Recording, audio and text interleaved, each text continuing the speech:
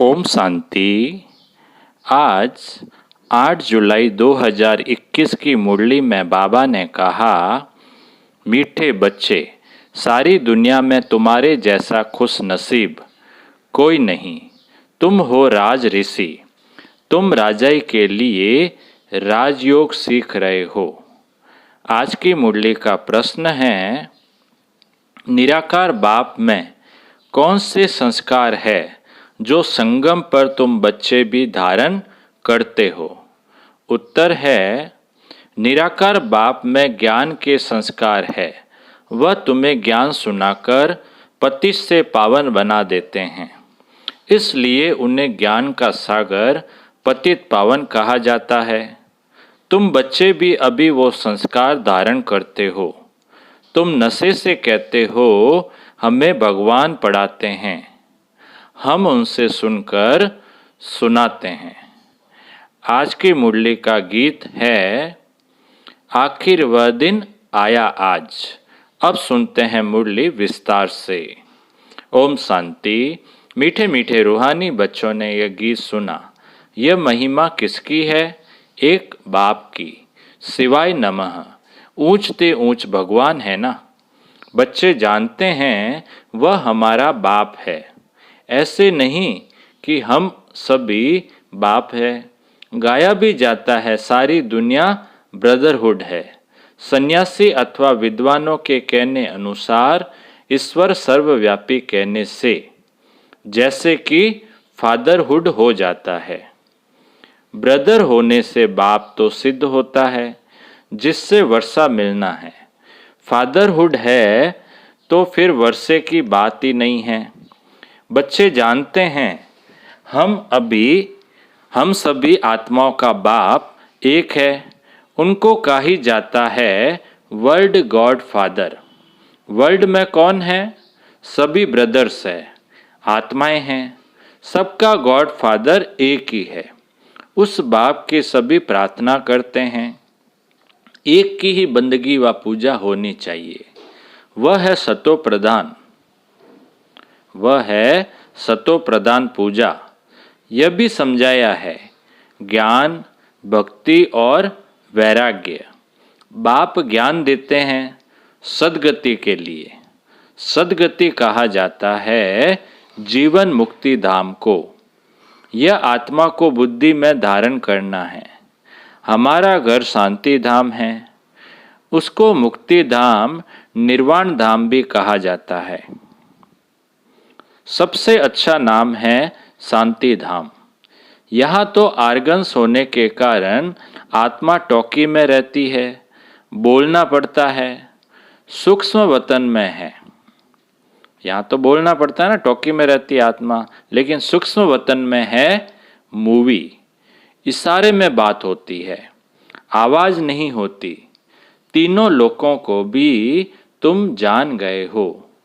मूल वतन, सूक्ष्म वतन, स्थूल वतन। बुद्धि में यह अच्छी रीति बैठा है। मनुष्य सृष्टि के लिए ही गाया जाता है कि यह सृष्टि चक्र लगाती है। उसको कहा जाता है वर्ल्ड की हिस्ट्री ज्योग्राफी। मनुष्य ही तो उसको जानेंगे ना। वर्ल्ड की हिस्ट्री ज्योग्राफी सुनाते हैं। ऊंचते ऊंच बाप है। वर्ल्ड की हिस्ट्री ज्योग्राफी कैसे रिपीट होती है? बाबा कहते हैं, ऊंचते ऊंच बाप है। वर्ल्ड की हिस्ट्री ज्योग्राफी कैसे रिपीट होती है वही जानते हैं। इस चक्र को जानने से ही तुम चक्रवर्ती राजा बने हो। गाते भी हैं, देवताएं संपूर्ण निर्विकारी है। लक्ष्मी नारायण के चित्र है ना, वह संपूर्ण निर्विकारी और अपने को कहते हैं संपूर्ण विकारी। सतयुग में है संपूर्ण निर्विकारी अथवा संपूर्ण पावन। कलयुग में है संपूर्ण विकारी, संपूर्ण पतित। भारत की ही बात है। यह बाप ही आकर बुद्धि में बिठाते हैं और कोई नहीं जानते हैं। उन्होंने तो सतयुग को लंबा समय दे दिया है। समझते हैं लाखों वर्ष पहले सतयुग था, तो किसी की बुद्धि में यह बात आती ही नहीं है। अब बच्चे जानते हैं हम अभी संपूर्ण विकारी से संपूर्ण निर्विकारी बन रहे हैं। संपूर्ण पति से संपूर्ण पावन बनना है। बाप समझाते हैं आत्मा में ही खाद पड़ी हुई है। गोल्डन एज से अब आयरन एज बन गई है। यह आत्मा की भेंट की जाती है। यह अच्छी रीति समझना है। तुम बच्चे बहुत खुश नसीब हो। तुम्हारे जैसा खुश नसीब कोई और नहीं। अभी तुम राजयोग में बैठे हो। तुम राज ऋषि हो। तुम राज ऋषि हो। राजाई के लिए कभी कोई पढ़ाई होती है क्या? बैरिस्टर बनाएंगे, परंतु विश्व का महाराजा कौन बनाएगा? बाप के सिवाय कोई बना न सके। यहाँ महाराजा तो कोई है नहीं। सत्युग के लिए तो जरूर चाहिए। किसको जरूर आना पड़े। बाप कहते हैं मैं आता हूँ तब जब भक्ति पूरी होनी होती है। बाप कहते हैं मैं आता हूँ तब जब भक्ति पूरी होनी होती है। अब भक्ति पूरी हुई और कोई बात इसमें उठा ही नहीं सकते। हमको बाप बैठ पढ़ाते हैं। यह नशा होना चाहिए। क्या नशा होना चाहिए? कि हमको सुप्रीम फादर पढ़ा रहे हैं। हम आत्माओं को निराकार बाप परम पिता परमात्मा शिव पढ़ाते हैं। शिव को तो कोई जानते ही नहीं। अब तुम बच्चे जानते हो बाबा फिर से स्वर्ग की राजाई स्थापन कर रहे हैं। हम उनको महाराजन श्री नारायण और महारानी श्री लक्ष्मी कहते हैं। भक्ति मार्ग में सत्यनारायण की कथा सुनाते हैं, अमर कथा और तीजरी की कथा। बाप तीसरा नेत्र भी देते हैं। नर से नारायण बनने की कथा। नर से नारायण बनने की कथा सुनाई जाती है। वही बातें जो पास्ट हो जाती है वह फिर भक्ति मार्ग में काम आती है। अभी तुम बच्चे समझते हो बाबा हमको स्वर्ग का मालिक बनाते हैं। हम हकदार हैं। भगवान तो स्वर्ग का रचयिता है ना। हम भगवान की संतान हैं तो हम स्वर्ग में क्यों नहीं हैं? कलयुग में क्यों पड़े हैं? परम पिता परमात्मा तो नई दुनिया रचते हैं। पुरानी दुनिया थोड़ी भगवान रचते हैं।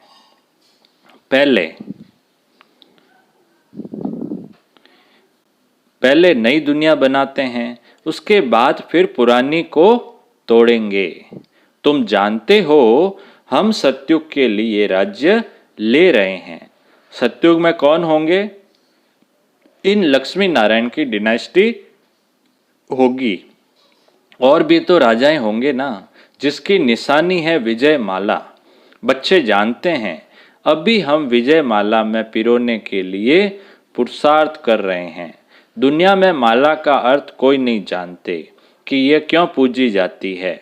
ऊपर में फूल कौन है? माला को फेरते फेरते फिर फूल को नमस्ते करते हैं, फिर माला फेरेंगे।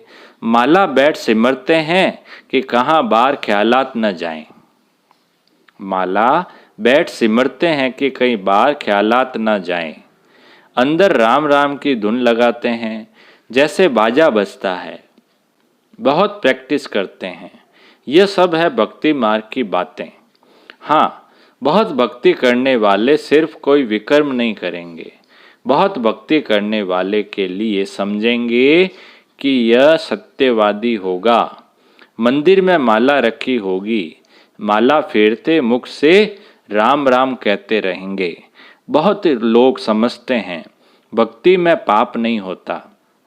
कहते हैं नौंदा भक्ति से मनुष्य मुक्त हो जाते हैं, परंतु होता कुछ भी नहीं। यह एक नाटक है। उसमें सतो प्रधान सतो रजो तमो में सबको आना ही है। वापिस एक को भी नहीं जाना है। जैसे ऊपर में जगह खाली हो जाती है, वैसे यहाँ भी बहुत जगह खाली हो जाएगी। जैसे ऊपर में जगह खाली हो जाती, बाबा कहते हैं वैसे यहाँ मनुष्य सृष्टि में भी बहुत जगह खाली हो जाएगी। दिल्ली के आसपास मीठी नदियों पर राजधानी होती है, समुद्र की तरफ नहीं होती है। यह बॉम्बे आदि होंगे नहीं।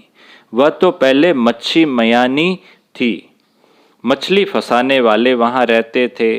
अभी तो समुद्र को कितना सुखाया है, फिर भी मच्छी मयानी होगी। सतयुग में तो बॉम्बे होती नहीं, वहाँ कोई पहाड़ियाँ आदि भी नहीं होती, कहाँ जाने की दरकार ही नहीं होती। यहाँ मनुष्य थकते हैं तो जाते हैं रेस्ट लेने। सतयुग में थकने करने की कोई प्रकार की तकलीफ नहीं होती। तुम स्वर्गवासी बन जाते हो, रिंचक भी तकलीफ नहीं होती। तो अब बच्चों को बाप की श्रीमत पर चलना है। बाप कहते हैं, मीठे लाडले बच्चों, शरीर निर्वाह अर्थ धंधा आदि तो करना है। स्कूल में स्टूडेंट पढ़कर फिर घर में जाकर पढ़ते हैं, घर का कामकाज भी करते हैं। यह भी ऐसे है। इस पढ़ाई में तो तुमको कोई तकलीफ नहीं है। इस पढ़ाई में तो तुमको कोई तकलीफ नहीं है। उस पढ़ाई में कितनी सब्जेक्ट होती है? यहाँ तो एक पढ़ाई और एक ही पॉइंट है, मन मना भव। इससे तुम्हारे पाप नाश होंगे। भगवानुवाच है ना। बाबा कहते हैं, भगवानुवाच है ना, वह समझते हैं गीता। भगवान ने द्वापर में सुनाई, परंतु द्वापर में सुनाकर क्या करेंगे? कृष्ण के चित्र में लिखत बहुत अच्छी है। यह लड़ाई तो एक निमित्त है, सब मरेंगे तब तो वापस मुक्ति जीवन मुक्ति में जाएंगे। सो भी सिर्फ लड़ाई में थोड़े ही मरेंगे। अनेक प्रकार की कैलेमिटीज होगी। बच्चों को कोई दुख नहीं होना चाहिए। मनुष्य का हार्ट फेल होता है तो उसमें कोई दुख नहीं होता है। मौत हो तो ऐसा, बैठे बैठे हार्ट फेल हुआ, खल्लास। जब तक डॉक्टर आए आत्मा निकल जाती है। अब तो सबका मौत होना है। पिछाड़ी में न हॉस्पिटल न डॉक्टर रहेंगे। कैसी स्थिति आने वाली है? न डॉक्टर मिलेंगे न हॉस्पिटल, न क्रियाकर्म करने वाले रहेंगे। कुछ भी नहीं होगा। सबके प्राण तन से निकलेंगे। मूसलाधार बरसात पड़ेगी। बारिश कैसे होगी? मूसलाधार। मौत में कोई देर थोड़ी लगेगी। कोशिश कर रहे हैं ऐसे बॉम्ब्स बनाएं जो मनुष्य फट से मर जाए। ऐसे ऐसे बॉम्ब्स बनाते रहते हैं, बॉम्ब्स की इम्प्रूवमेंट करते रहते हैं। यह ड्रामा में नूंद है, ड्रामा में बना बनाया खेल है। कल्प कल्प विनाश होता है। सतयुग में तुमको यह ज्ञान रहेगा नहीं। बाप को ही आकर ज्ञान देना है। स्थापना हो गई, फिर ज्ञान की बात ही नहीं रहती। फिर जब रावण राज्य शुरू होता है तो भक्ति शुरू होती है। अब भक्ति पूरी होती है। अब तुमको योग बल से पावन बनना है। पावन बनने से ही सुखधाम शांति धाम में जा सकते हैं। चार्ट रखना पड़े, ये तो समझ गए हो। हमको बाप को याद कर तमो प्रदान से सतो प्रदान यहाँ बनना है। ऐसे कोई शास्त्र आदि में लिखा हुआ नहीं है। बच्चों ने गीत सुना, आखिर वह दिन आया आज, जबकि भारतवासी फिर राजाओं के राजा बनते हैं। राजाओं के राजा अथवा महाराजा बनते हैं। पीछे त्रेता में होते हैं राजा रानी। फिर जो पूज्य महाराजा महारानी थे वह द्वापर में वाम मार्ग में आकर पुजारी बन जाते हैं। आपे पूज्य आपे पुजारी हो जाते हैं। बाप कहते हैं, मैं पुजारी नहीं बनता हूँ। देवताएं पूज्य होते हैं, मैं नहीं बनता, नहीं पुजारी बनता हूँ। भारतवासी देवी देवताओं के ही मंदिर बनाकर उनका पूजन करते हैं। लक्ष्मी नारायण, बाबा कहते हैं, लक्ष्मी नारायण जो पहले पूज्य थे, फिर भक्ति मार्ग में वही शिव बाबा के पुजारी बनते हैं। जिस शिव बाबा ने महाराजा महारानी बनाया, उनके फिर मंदिर बनाकर पूजा करते हैं। विकारी भी कोई फट से नहीं बनते हैं। विकारी भी कोई फट से नहीं बनते हैं, आहिस्ते आहिस्ते बनते हैं। निशानी भी देवताओं की वाम मार्ग में दिखाते हैं। जो पूज्य लक्ष्मी नारायण थे वही फिर पुजारी बन जाते हैं। पहले शिव का मंदिर बनाते हैं। उस समय तो हीरो को कट कराए लिंग बनाते हैं पूजा के लिए। किसको? हीरो होते हैं ना, हीरो, हीरे से उसको कट कराकर लिंग बनाते हैं पूजा के लिए। यह किसको भी पता नहीं है कि परमात्मा छोटी सी बिंदी है। यह तुम अभी समझते हो कि बड़ा लिंग नहीं है। मंदिर तो बहुत बनाएंगे, राजा को देख प्रजा भी ऐसे करेगी। पहले पहले शिव बाबा की पूजा होती है। उनको कहा जाता है अव्यभिचारी सतो प्रधान पूजा। फिर सतो रजो तमो में आते हैं। तुम रजो तमो में आए हो। असुर थे देवी देवताएं। बाप कहते तुम असुर देवी देवता धर्म के हो, परंतु तुम बहुत पतित बन गए हो, इसलिए अपने को देवता कहला नहीं सकते हो क्योंकि अपवित्र हो। हिंदू नाम तो बहुत देरी से रखते हैं। अभी तुम समझते हो हम जो पूज्य थे, अभी संगम युग पर न पूज्य है न पुजारी है। तुम क्या करते हो? श्रीमत पर पूज्य बन रहे हो, औरों को भी बना रहे हो। तुम हो ब्राह्मण, तुम्हारी आत्मा पवित्र होती जाती है। पूरा पवित्र होंगे तो ये पुराना चोला छोड़ना पड़ेगा। बाप कहते हैं बिल्कुल सहज है, बूढ़ी माताओं को धारणा नहीं होती है। बाप कहते हैं यह तो समझते हो कि हम आत्मा हैं। आत्मा में ही अच्छे व बुरे संस्कार होते हैं। आत्मा ने जो कर्म किया वह दूसरे जन्म में भोगना होता है। बाप भी आत्माओं से बात करते हैं। बाप कहते हैं हे बच्चे, आत्मा अभिमानी बनो। निराकार शिव बाबा निराकारी आत्माओं को पढ़ाते हैं। निराकार बाबा में ज्ञान के संस्कार है, शरीर तो उनको है नहीं, तो वह ज्ञान का सागर पतित पावन है। उनमें सब गुण हैं। बाप कहते हैं मैं आकर तुम बच्चों को पावन बनाता हूँ। युक्ति कितनी सहज है, अक्षर ही एक है मन मना भव। मामेकम याद करो, याद से ही तुम्हारे विकर्म विनाश होंगे।